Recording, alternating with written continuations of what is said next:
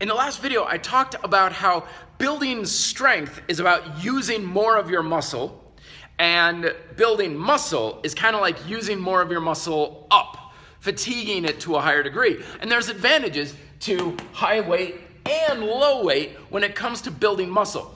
This will build more strength because it naturally tells your nervous system, I need to use more of my muscle fibers at a given time to accomplish the task.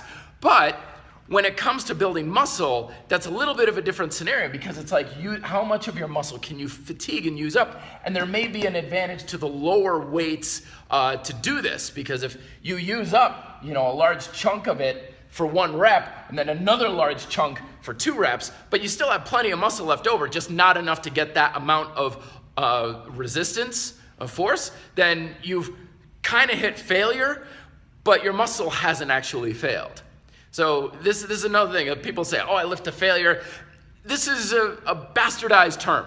I've only hit failure once in my life. It was during a bike race, and afterwards, I literally did not have the strength to stand.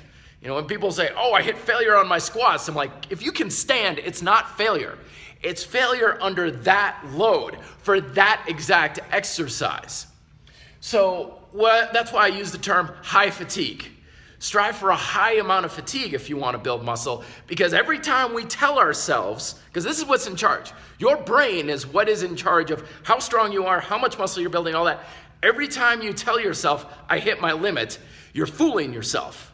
You are not at your limit. I guarantee you are never at your limit, but you're imposing one upon yourself. I left it all in the gym. That was as hard as I could have done. No, it wasn't.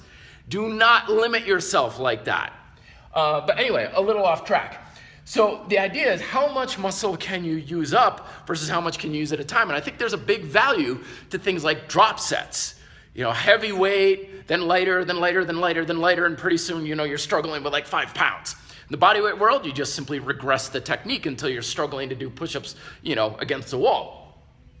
The advantage of this, I'm thinking, this is my theory, is you use a high level of resistance to use up a lot of your muscle real quick, but you still have plenty left over. Then you downshift into an easier exercise, so you're constantly using more that you didn't get before.